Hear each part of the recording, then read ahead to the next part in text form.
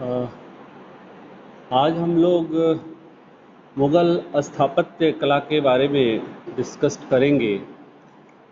Today I will discuss on Mughal architect. आपने इस topic को BA 1 में भी पढ़ा होगा, कल्चर, इंडियन कल्चर के पेपर में। स्थापत्य कला का मतलब है कि जो भी कंस्ट्रक्शन बिल्ड किए गए, चाहे वे महल हो या मकबरा हो या आपका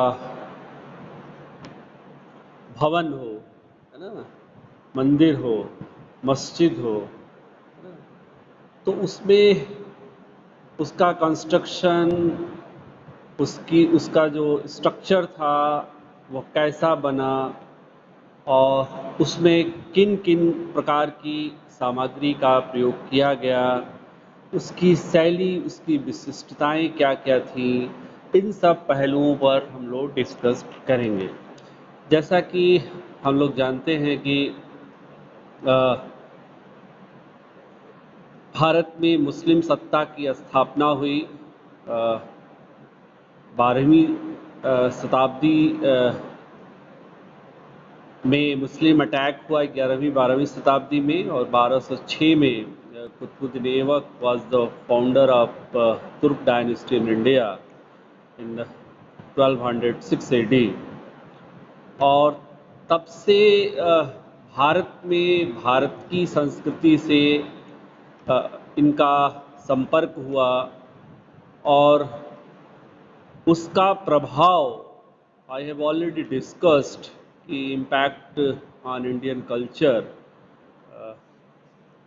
कि भारतीय संस्कृति पर प्रभाव जो इस्लाम का था, उसमें हम लोगों ने ये देखा था कि कैसे, चाहे वह साहित्य का क्षेत्र हो, चाहे वह विज्ञान का हो या कला या स्थापत्य कला का क्षेत्र हो, सभी पर उसका प्रभाव पड़ा था।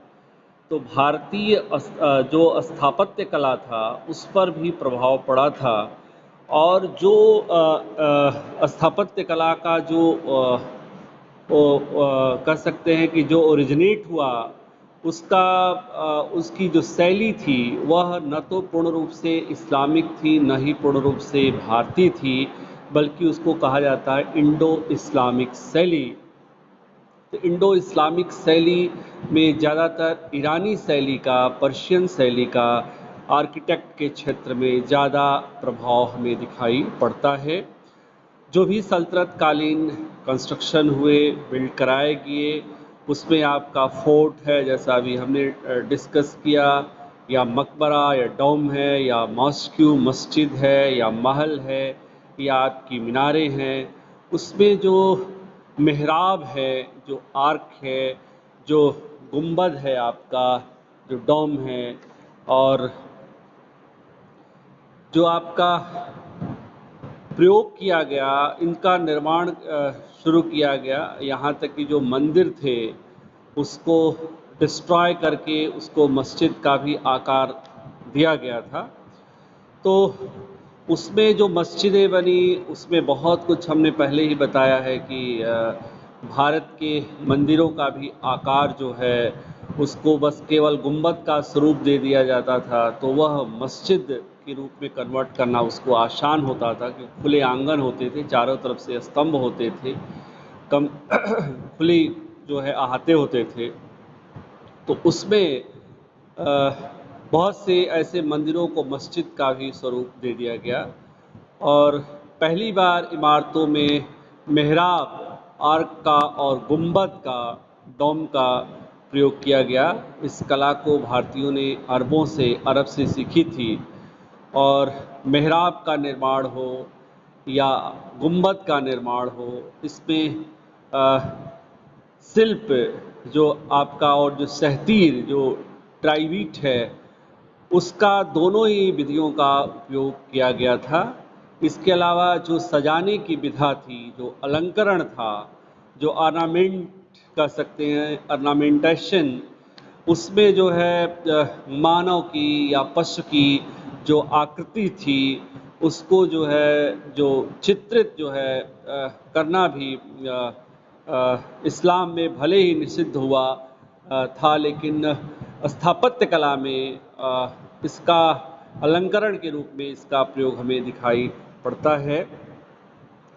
इसी तरह से भारतीय जो स्थापत्य कला शैली थी, उसमें भी हमें देखते हैं कि जो है तुर्की सुल्तानों के द्वारा हिंदू अलंकरण के जो नमूने थे, जैसे घंटियों की नमूने, बेल हो या कलश हो या स्वास्तिक का चिन्ह हो या बेल का नमूना हो, इनका भी प्रयोग जो है किया जाता था। और इसके अलावा विभिन्न प्रकार की जो फूल पत्तियाँ थीं, जो फ्लावर्स थे, जो लिप्स थी, या जो ज्यामिति आकार में जियोमेट्रिक जिसको कह सकते हैं, और कुरान की आयतें जो है वो भी अंकित कराई गई। आप जाइए कुतुब मीनार देखिए, उसमें आपको दिखाई पड़ेगा बहुत से ऐसे मकबरे होंगे जहाँ पर आयतें खुदी हुई हैं कुरान की।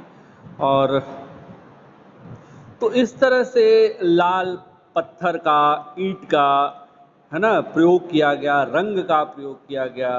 तो इस सब को मिला कर के जो है जो शैली डेवलप हुई उसको कहा जाता है इंडो इस्लामिक शैली, यानी भारतीय शैली के साथ साथ जो पर्शियन शैली थी, जिसको इन्होंने लिया हुआ था फारस से, इस्लाम ने बहुत से अरबों से भी सीखा हुआ था। तो जो शैली डेवलप्ड हुई उसको हम लोग इसी कारण से इंडो इस्लामिक शैली कहते हैं। चूँकि जो हमारा टॉपिक है वह है मुग़ल स्थापत्य कला, तो इसमें हम जो आर्किटेक्चर, मुग़ल आर्किटेक्चर जो है उसका डेवलपमेंट कैसे हुआ, तो इसमें कोई कन्फ्यूजन नहीं होना चाहिए कि जो सल्तनत काल की स्थापत्य कला का जो भी डेवलपमेंट हुआ था वह मुग़ल काल में तो दिखाई पड़ता ही है। बाबर के द्वारा 1526 में मुग़ल सत्ता की स्थापना के बाद से, जैसा कि हमने बताया हुआ है कि Babur was the founder of Mughal dynasty in India in 1526, जो है 1526 में बाबर ने भारत में मुग़ल सत्ता की स्थापना की थी। तो जो शैली थी वो तो चली रही थी, कुछ नई शैली का भी इसमें प्रयोग किया गया, जैसे कि आकार जो थी, जो वॉल्यूम था, और जो डिज़ाइन थी, जो विजुअल डिज़ाइन थी, उसकी विविधता, उसकी डाइवर्सिटी का जो है प्रयोग जो है इसमें हमें दिखाई पड़ता है। और निर्माण की सामग्री जो पहले केवल ईंट पत्थर का निर्माण हो रहा था, इसमें अब प्लास्टर का प्रयोग हो रहा है, राजकारी का, स्टूशियो का प्रयोग हो रहा है, इसमें हम देख रहे हैं। इसके अलावा पत्थरों पर जो है संगमरमर के पत्थर जो होते थे उन पर जो है जवाहरात से जो है जड़ावट की जाती थी, उसको अलंकृत किया जाता था, उसको इंस्क्राइब किया जाता था, जिसको जड़ावट, जिसको हम पित्रा दुरा कहते हैं, यानी संगमरमर के पत्थर पर जवाहरात से की गई जड़ावट, पित्रादुरा का प्रयोग जो है सबसे पहले मुग़ल काल में ही हमें दिखाई पड़ता है। यह एक नया जो है प्रयोग था मुग़ल काल में। इसके अलावा जो गुंबद हो रहा था प्रयोग, जो डोम का प्रयोग हो रहा था, वो भारत में मुग़ल काल में ड्यूअल जो है डोम का प्रयोग हो रहा है, दोहरे गुंबद का प्रयोग हो रहा है। और प्याज के आकार का जो है कह सकते हैं, हमने देखा है लेमन का जो है आकार, जो है प्याज का जो आकार है, उसका स्वरूप जो है हमें दिखाई पड़ रहा है। इसके अलावा जो भी गुंबद बनाए जाते थे, जो भी मेहराब होता था, उसमें बुर्ज को, जो ट्यूरेट था, उसको कलश से सजाया जाता था। गार्डन का प्रयोग, उद्यान का प्रयोग जो है बनाने की प्रथा, हर आप मकबरा में चले जाइए, अभी खुसरो बाग चले जाइए या फिर अकबर के किले के अंदर आप चले जाइए, जो भी मकबरे हैं उनके आगे जो है एक जो है स्क्वायर में या फिर जो है कह सकते हैं रेक्टेंगल में शेप में जो है आपका जो है तालाब जो है बनाए जाते थे और चारों तरफ हरे भरे पौधे जो है आपको दिखाई पड़ेंगे। तो गार्डनिंग की जो शुरुआत हुई थी वह भारत में बाबर के द्वारा यानी मुग़ल काल से शुरू हुई थी, जो भी निर्माण कार्य हो रहे थे उसमें। तो ये मूल रूप से ये विशिष्टताएं जो हमने बताई मुग़ल काल में कि गुंबद है, वह दोहरा गुंबद है, जो बुर्ज है, जो ट्यूरेट है, उसको कलश से सजाया जाता था, जो संगमरमर के जो पत्थर होते थे, मार्बल्स जिसको कहते हैं, उसको पित्रा-दुरास, उसमें जो है आपको जवाहरात से सजावट की जाती थी। लाल बलुआ पत्थर या सफ़ेद जो है संगमरमर का प्रयोग किया जाता था। बागवानी का जो है जहाँ भी जो भी कंस्ट्रक्शन होते थे उसमें बागवानी ज़रूर की जाती थी। इसके अलावा जो है जैसा अभी मैंने बताया स्क्वायर में या फिर रेक्टेंगल में वो जो है आपका शेप में आपकी आकृति जो है खुदवाया जाता था, तालाब जो है बनवाया जाता था और उसमें पानी के फव्वारे जो है बराबर निकलते रहते थे। किसी भी मुग़ल स्थापत्य कला में आप चले जाइए, चित्र का आप खुसरो बाग सबसे बेस्ट है, उसमें आप जाइए, अंदर आप देखेंगे जो भी डैम बने हुए हैं, मकबरे बने हुए हैं, गुंबद बने हुए हैं, उसके आगे आप ये देखेंगे कि जो है आपके टॉम जो भी बने हुए हैं उसमें आप देखेंगे कि जो है आयताकार नहर जो है बनाई गई है, उसके चारों तरफ जो है पेड़ पौधे लगाए हुए मिलेंगे। तो ये प्रथा जो है मुग़ल काल में हमें दिखाई पड़ती है। तो इस तरह से इंडो इस्लामिक के साथ साथ जो है क्षेत्रीय जो स्थापत्य कला थे मुग़ल काल में उनका भी समन्वय हमें दिखाई पड़ता है। तो ये विशिष्टताएं थी इंडो इस्लामिक शैली की जिसका अभी हमने जिक्र किया था। क्लियर हुआ बेटा? हेलो, यस क्लियर हुआ ना? ओके। अब जो है अगर हम बाबर के काल में जो भी स्थापत्य कला का विकास हो रहा है उसमें हमें देखते हैं कि मूल रूप से बाबर ने पानीपत में एक काबुली बाग है वहाँ पर एक मॉस्क्यू का निर्माण कराया था। साथ ही साथ रुहेलखंड में संभल एक प्लेस है वहाँ पर भी उसने जामी मस्जिद का निर्माण कराया था। और आगरे के जो पुराना जो किला है लोधी के किले पुराने लोधी के किले के अंदर उसने भी एक मस्जिद का निर्माण कराया था। और अभी अयोध्या में जो है बाबरी मस्जिद का जो काफ़ी डिस्प्यूट था उसके बारे में भी जो जानकारी मिलता है कि बाबर के आदेश पर ही उसका सेनापति अब्दुल बकी ने अयोध्या में मस्जिद का निर्माण कराया था जिसे बाबरी मस्जिद के नाम से जाना जाता है। इसके अलावा जो है बाबर ने आगरा में विश्राम के लिए रेस्ट के लिए ज्योमेट्रिक मेथड पर आधारित मुग़ल जैसा मैंने बताया था उद्यान गार्डन की जो है निर्माण कराया था और यहीं से मुग़ल काल में उद्यान गार्डनिंग की परंपरा जो है शुरू हो रही है। और बाबर ने चार बाग पद्धति और पानी की जो कृत्रिम जो व्यवस्था की ईरानी पद्धति भारत में प्रस्तुत की और तब से यह पद्धति जो है भारत में अस्तित्व में आई। तो इस तरह से बाबर के काल में हम देखते हैं कि मुग़ल स्थापत्य कला का जो है डेवलपमेंट हो रहा है कि जो उद्यान की जो प्रथा है या चार बाग पद्धति के पर आधारित पानी की जो कृत्रिम व्यवस्था की पद्धति ईरानी पद्धति है जो हर मकबरे में डॉम में आपका दिखाई पड़ता है। इस पद्धति को बाबर ने भारत में शुरू किया था। इसके अलावा जैसा हमने बताया पहले ही कि जो मॉस्क्यू थे, जो मस्जिद थे या जो मकबरे होते थे, उसमें गुंबद और मेहराब का प्रयोग किया जाता था। लाल बलुआ पत्थर, सफ़ेद संगमरमर का प्रयोग होता था सभी जो निर्माण कार्यों में जो हो रहे थे। प्लास्टर का, गस्कारी का प्रयोग किया जाता था। अलंकरण जो है, ऑर्गेनामेंट जो कह सकते हैं या ऑर्गेनामेंटेशन जो होता था, उसमें फूल पत्तियाँ, मानव पशु चित्र और कुरान की आयतें जो थी उसको जो है अंकित किया जाता था। इसके अलावा हम लोगों ने भित्ति चित्रकारी की बात की थी, वॉल पेंटिंग जिसको कहते हैं, कि जिसमें आपका हमने आपसे इसके बारे में जिक्र किया था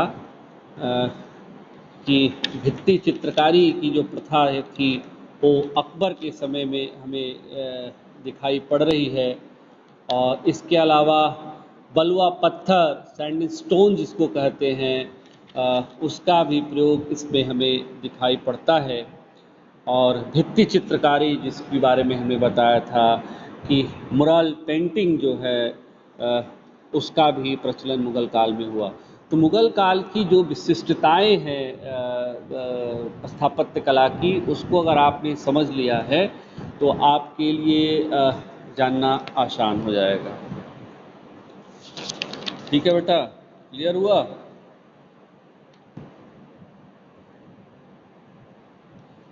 अब बाबर के बाद हम बात करते हैं हुमायूं की।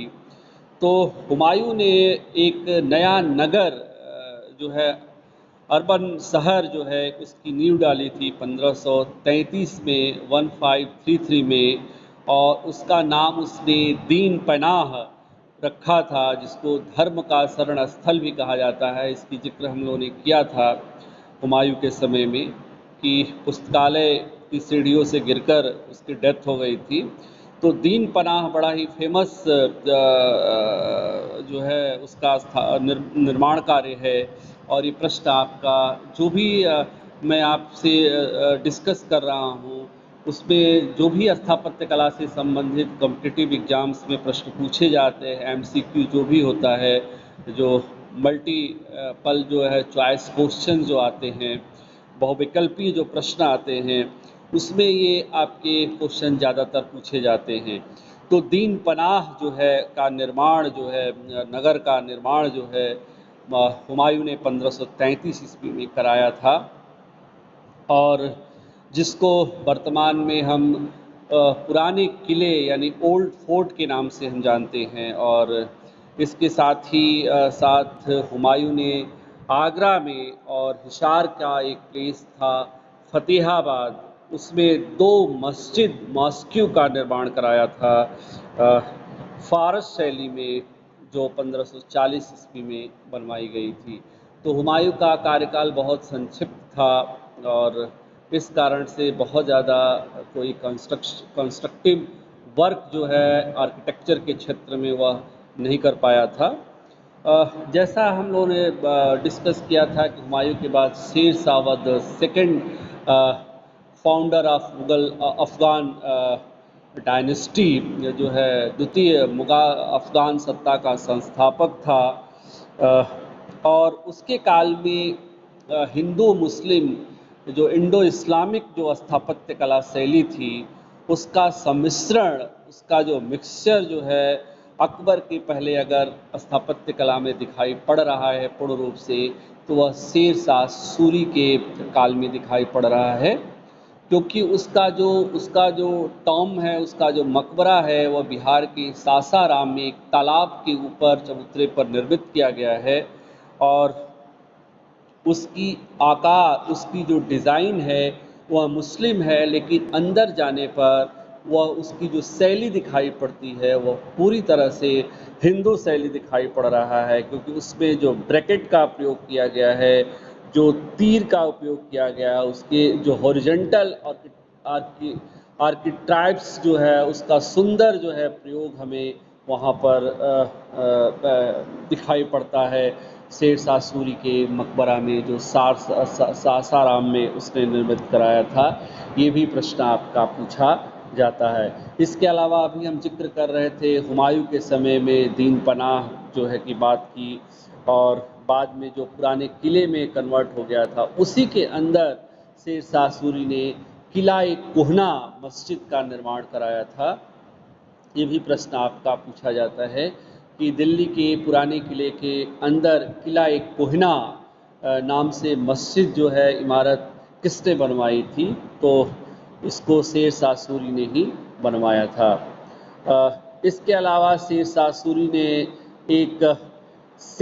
एक इमारत और बिल्ड कराई थी जिसका नाम शेर मंडल है, और यह एक तरीके से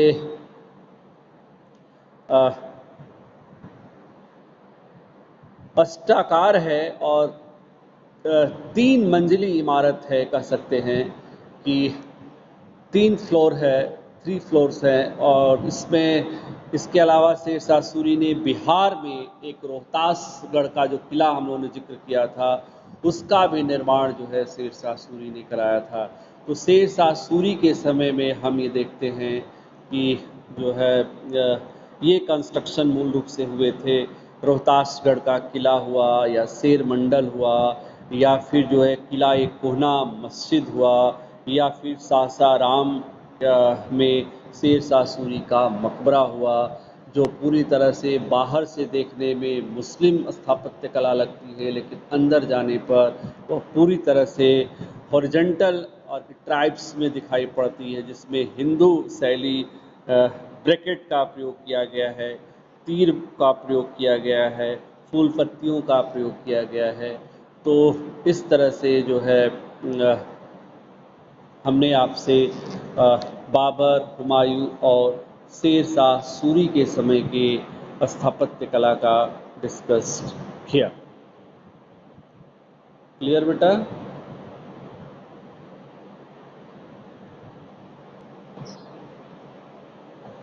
ओके। अब जो टॉपिक आता है वह अकबर का आता है, और अकबर के काल में चाहे वह साहित्य का क्षेत्र रहा हो, चाहे चित्रकला का क्षेत्र रहा हो, चाहे स्थापत्य कला का क्षेत्र रहा हो, यानी आर्किटेक्चर हो या पेंटिंग हो या लिटरेचर हो, है ना, सभी क्षेत्रों में एक तरीके से एक्स्ट्रा जो है कह सकते हैं कि ऑर्डिनरी था अकबर। सभी क्षेत्रों में जो है उसने विकास किया, और जैसा कि अबुल फजल लिखता है, was the historian of Akbar, Akbar का वह इतिहासकार था उसके दरबार का। वह लिखता है कि सम्राट जो है, ये भी प्रश्न स्टेटमेंट पूछा जाता है कि अकबर सम्राट जो है सुंदर इमारतों की परिकल्पना करता था, यानी एक प्लानिंग करता था एक दिमाग में जो है विचार में, लेकिन जो उसका जो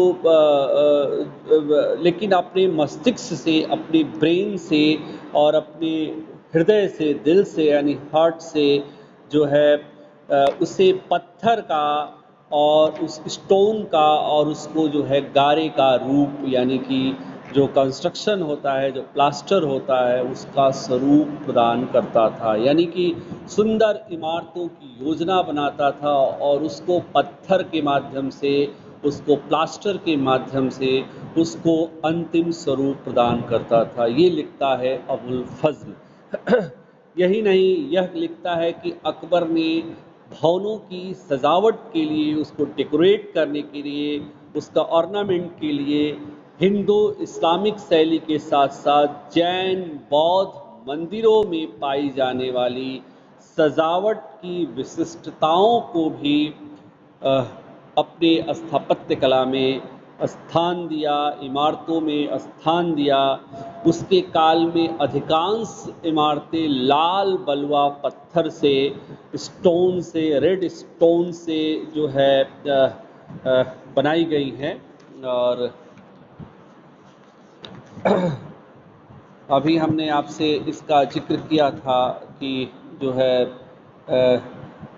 रेड सैंडस्टोन से उसका निर्माण किया गया है। आप में से संगम बहुत लोग गए होंगे, तो उसमें आप देखिएगा कि अकबर का जो फोर्ट है वो लाल दिखाई पड़ता है, रेड स्टोन जो है, सैंडस्टोन दिखाई पड़ता है, लाल बलुआ पत्थर से वह बनाया गया है। यह अकबर की काल की महत्वपूर्ण विशिष्टताएं थी।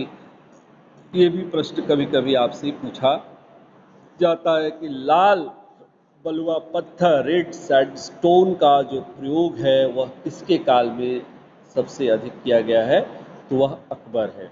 तो अकबर के काल में न केवल हिंदू बल्कि बौद्ध, जैन मंदिरों में पाई जाने वाली विशिष्टताएं, पर्शिया में या इंडो इस्लाम में पाई जाने वाली जो भी स्थापत्य कला की विशिष्टताएं थी, उन सब का सम्मिश्रण, समन्वय जो है हमें अकबर की जो है काल में दिखाई पड़ता है। जो भी आपका मेहराब जो जो हमने बताया कि आपके जो भी आर्च थे और जो भी गुंबद थे, जो जो आपके डोम थे, या जो भी आपका मकबरे थे, उसमें मेहराब का प्रयोग किया गया है और सहतीरी शैली का भी प्रयोग समान रूप में किया गया है। तो ये अकबर के काल की बाकी अन्य जो विशिष्टताएं थीं, चाहे वह बागवानी का शौक़ हो या फिर जो है नहरों का चारबाग पद्धति पर जो है फव्वारों का प्रयोग किया गया हो, ये सभी प्रकार की विशिष्टताएं हमें अकबर के काल में दिखाई पड़ती हैं। तो अकबर के शासनकाल की सबसे पहली जो इमारत बनाई गई थी उसको वह थी दिल्ली में निर्मित हुमायूं का मकबरा था, जो हुमायूं की जो है बेगम, हाजी बेगम की देख रेख में जो है अकबर की जो है कजिन मदर, जो सौतेली मदर जो थी की देख रेख में बनाया गया था। और इसका पूरा स्ट्रक्चर, इसका जो पूरा स्वरूप था वह जो है ईरान का एक वास्तुकार था, आर्किटेक्ट था, मीरक मिर्ज़ा गियास, उसके द्वारा तैयार किया गया था। और इस हुमायूं के मकबरे में जो है फ़ारस की पद्धति का जो है प्रभाव चारों तरफ से दिखाई पड़ता है, क्योंकि स्क्वायर जो है शेप में, ज्योमेट्रिकल स्क्वायर जो शेप है, उसमें जो है चारों तरफ से उद्यान से जो है घिरा हुआ है। आपने हुमायूं का मकबरा दिल्ली गया होगा तो देखा होगा बहुत से लोग। और इसमें आपको हिंदू जो शैली है उसकी पंचरथ शैली से भी उसकी प्रेरणा ली गई है, उसका भी इम्पैक्ट हमें दिखाई पड़ता है। और जो जो प्रधान जो मकबरा है, जो टॉम है, वो 22 फीट की ऊंचाई पर चबूतरा जो निर्मित किया गया है उस पर बनाया गया है। और सफ़ेद संगमरमर के पत्थर से इस टॉम को जो है मकबरे की गुंबद को बनाया गया है। इसमें आपको बता दें कि जो दोहरी गुंबद का प्रयोग तो सल्तनत काल में भी हो रहा था, लेकिन ड्यूअल जो डॉम है, जो दोहरी गुंबद का जो प्रयोग किया गया वो सबसे पहले जो है आपका हुमायूं के मकबरे में ही हमें दिखाई पड़ता है।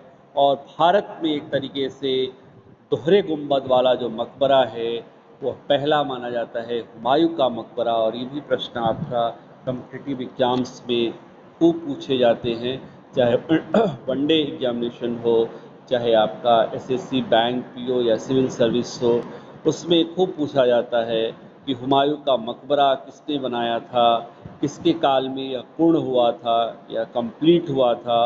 और दोहरी ड्यूअल जो आपका डॉम की मैं बात कर रहा था, दोहरी गुंबद वाला भारत में निर्मित पहला मकबरा कौन है, तो उसको हम लोग कहते हैं हुमायूं का मकबरा। अगर आप मकबरा हुमायूं का देखेंगे तो आपको पूरा का पूरा मुग़ल स्थापत्य कला की जो विशिष्टताएं हैं, चाहे आपका ऑर्नामेंट हो, चाहे आपका जो फव्वारा हो, या स्क्वायर ज्योमेट्रिकल स्क्वायर शेप में जो उद्यान लगाए गए हैं, जो नहरों का निर्माण किया गया है, या फिर जो है चबूतरों पर निर्मित जो मकबरे, जो गुंबद का शेप जो दिया गया है ना, वो सारी विशिष्टताएं इसमें आपको दिखाई पड़ रही हैं। इसके अलावा हमें देखते हैं कि हुमायूं के काल में, अकबर के काल में आगरा में जो है यमुना नदी के तट पर आगरे के किले का निर्माण जो है अकबर के द्वारा किया गया था। और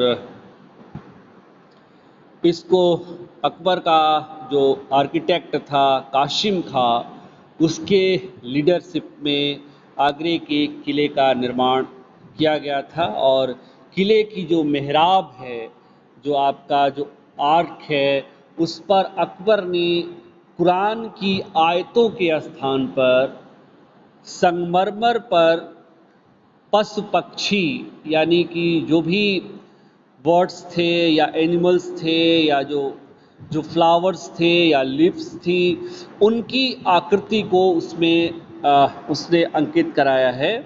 और इस किले के द्वार पर एक निर्माण कराया जिसको हम लोग कहते हैं दिल्ली दरवाज़ा का निर्माण भी अकबर ने किया था, जिसको पर्सी ब्राउन ने जो है भारत के सबसे अधिक प्रभावशाली दरवाजे के रूप में उल्लेख किया है। पर्सी ब्राउन ने अपनी पुस्तक जो लिखी है इंडियन पेंटिंग्स एंड आर्किटेक्चर, उसमें ये बात उन्होंने कही है। इसके अलावा जो किले, आगरे के किले के अंदर जो आपका दिल्ली दरवाज़ा बना हुआ है, उसके जो दूसरा जो दरवाज़ा है बना हुआ है, उसका नाम है अमर सिंह का दरवाज़ा। उसमें जो भी किले के अंदर उसने निर्माण कराए हैं वो लगभग 500 निर्माण माना जाता है। और इन सभी के निर्माण में लाल पत्थर जो है रेड स्टोन का प्रयोग बहुलता से किया गया है। इसके अलावा आगरे के किले में जो निर्माण किया गया है वह आपका, उसको कहा जाता है आपका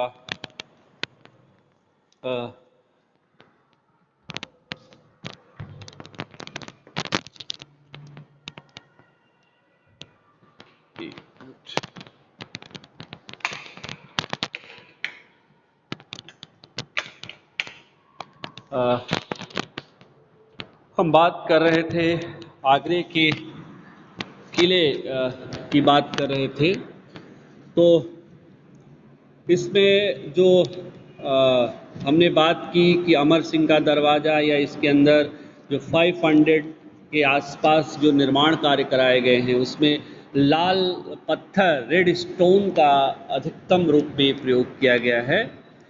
और इसके अलावा जहांगीरी महल का निर्माण भी आगरे के किले के अंदर अकबर के द्वारा कराया गया है, भी एक उत्कृष्ट कार्य माना जाता है। और जहांगीरी जो महल है वह भी आपका स्क्वायर शेप में वर्गाकार जो है बनाया गया है। और ये आगरे के फोर्ट के ये किले के अंदर के जो भी निर्माण कार्य थे उसकी बात मैंने बताई, जो अकबर के समय में निर्मित किए गए थे, बनाए गए थे। इसके बाद अगर हम बात करते हैं तो उसमें कि अकबर ने फतेहपुर सिकरी का नगर का निर्माण कराया, कंस्ट्रक्शन कराया। और यह शेख सलीम चिश्ती के प्रति आदर प्रकट करने के लिए फतेहपुर सिकरी का निर्माण कराया था, क्योंकि उसका पुत्र जो सलीम था, जो बाद में जहांगीर की उपाधि जिसने धारण करी, वो सलीम का नाम जो है उसने अब शेख सलीम के प्रति, चिश्ती के प्रति श्रद्धा प्रकट करने के लिए रखा था। उन्हीं के प्रति सम्मान के लिए उसने फतेहपुर सिकरी का निर्माण कराया था। और इसके बारे में जहांगीर भी अपनी आत्मकथा तजुके जहांगीरी, ऑटोबायोग्राफी तुझके जहांगीरी में इस बात को लिखता है फतेहपुर सिकरी के बारे में कि मेरे पिता ने फतेहपुर सिकरी गांव को, जो मेरा जन्म स्थान था, अपने लिए सौभाग्यपूर्ण समझकर उसे राजधानी बनाया था। तो 1571 में 1571 में अकबर ने फतेहपुर सिकरी को मुग़ल साम्राज्य की कैपिटल बनाया। और यह नगर जो है 7 मील जो इस समय किलोमीटर हम लोग कहते हैं, उसको मील के नाम से जाना जाता है, कि इलाके में फैला हुआ है। और फादर मॉन्सरेट जो इसको उन्होंने अपनी आंखों से बनते हुए देखा था, आई विटनेस थे, उसके वे भी लिखते हैं कि जो भी सामग्री इस फतेहपुर सिकरी के अंदर निर्माण कार्य में लगाई जाती थी, वह पहले से तैयार करके लाई जाती थी, और यहाँ पर उस स्थान पर जहाँ पर लगाया जाना होता था, उसको वहाँ पर लगा दिया जाता था।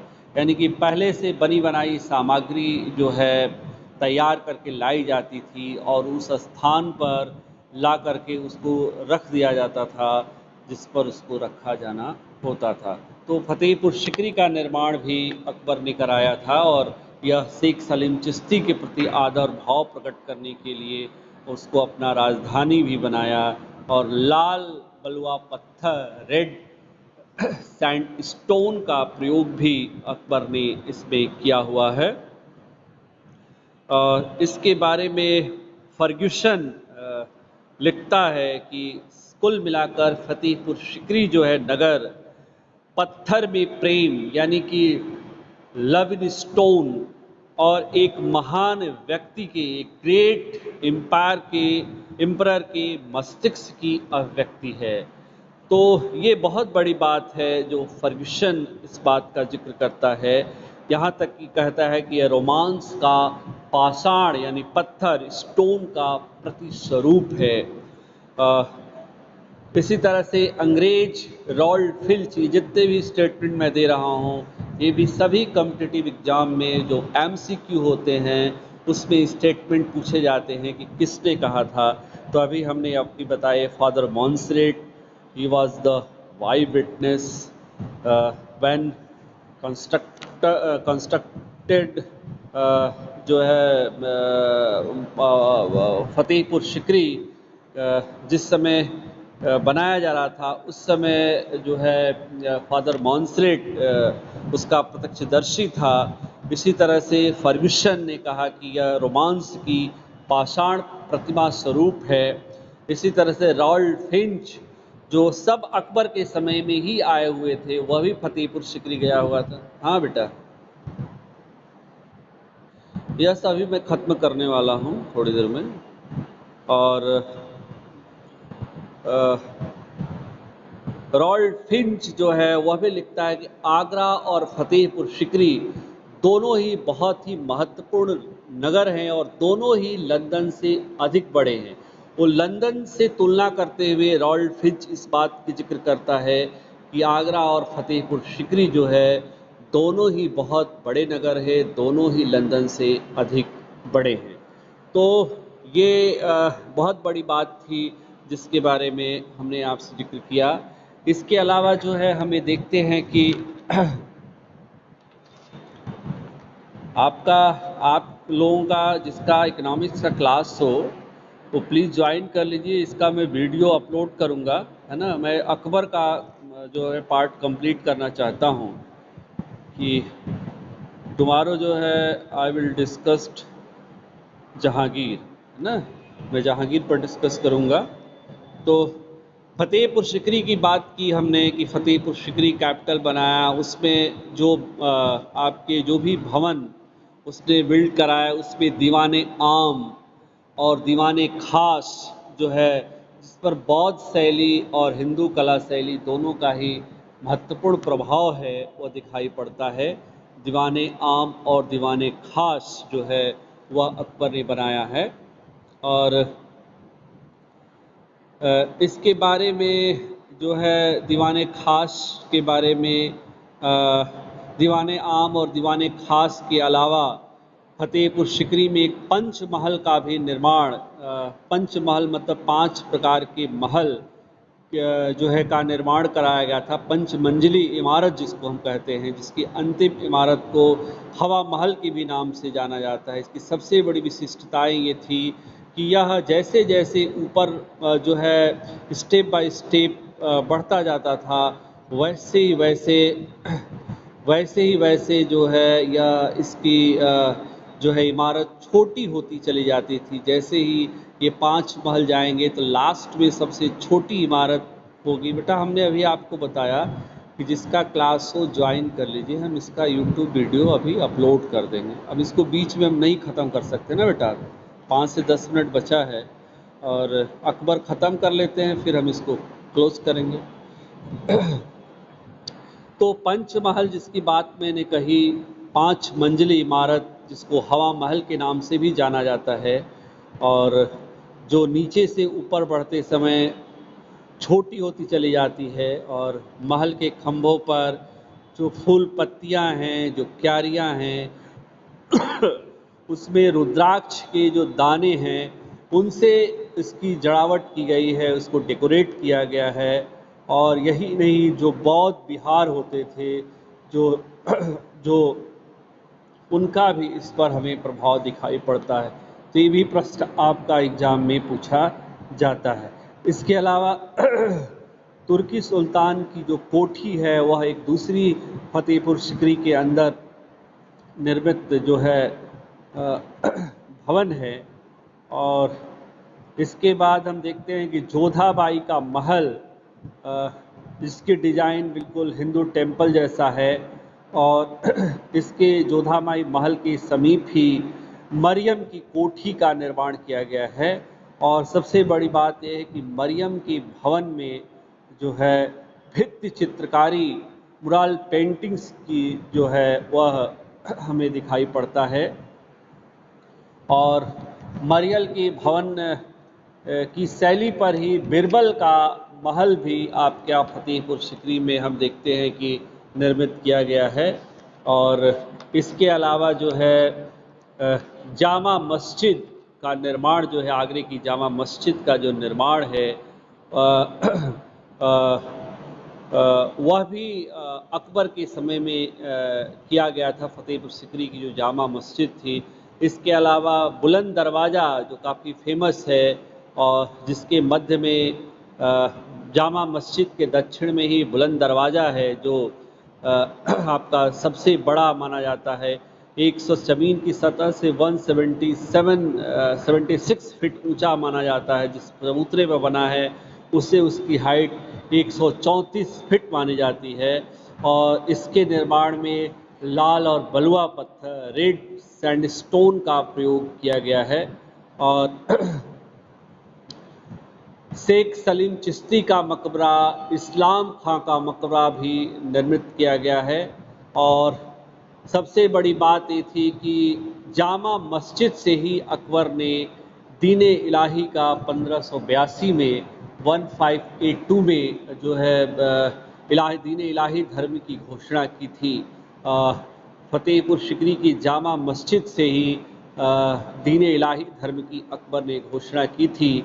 और इसके बारे में जो है मस्जिद के बारे में, जामा मस्जिद के बारे में जो फर्गुसन लिखता है कि यह रूमानी कथा के रूप में जामा मस्जिद का वो वर्णन करता है। और इसके अलावा बुलंद दरवाजे का हमने जिक्र किया, जो 176 फीट ऊंचा था सतह से, ज़मीन की सतह से, और 134 फीट जो है चबूतरे से निर्मित था, उससे हाइट थी। और रेड सैंडस्टोन का इसमें प्रयोग किया गया है, और मेहराब इसका बहुत ही खूबसूरत है। इसके अलावा जामा मस्जिद के ही बगल में हमने देखते हैं कि शेख सलीम चिश्ती का भी मकबरा जो 25 फीट ऊंचा है, और रेड सैंडस्टोन का इसमें भी प्रयोग किया गया है। और शेख सलीम चिश्ती के मकबरे के ही बगल में इस्लाम खां का मकबरा बनाया गया है, और इसमें भी जो है मेहराब का प्रयोग किया गया है। और क्या प्रयोग किया गया है, और हम ये देखते हैं कि 1571 से लेकर के 1585 तक फतेहपुर सिकरी मुग़ल साम्राज्य की राजधानी थी। उसके बाद राजधानी जो है लाहौर गई। उसके बाद से वहाँ पर भी अकबर ने लाहौर का किला बनवाया। फिर 1581 में अटक का फोर्ट बनवाया। फिर 1583 में 1583 में संगम के तट पर, गंगा जमुना सरस्वती संगम तट जिसको कहते हैं, अकबर का किला जिसको इलाहाबाद फोर्ट के नाम से भी जाना जाता है, जो 40 स्तंभ सबसे ज़्यादा पिलर हैं, 40 पिलर 40 पिलर्स जो हैं की विशालता के कारण अपने आप में यह भव्य है। और इसमें लाल बलुआ पत्थर रेड सैंडस्टोन का प्रयोग किया गया है और हिंदू स्तंभों की पंक्तियों पर आधारित इसमें बरामदे की छत हम देखते हैं बाहर से हमें दिखाई पड़ती है, बाहर से निकली हुई बरामदे की यानी बालकनी की छत भी है।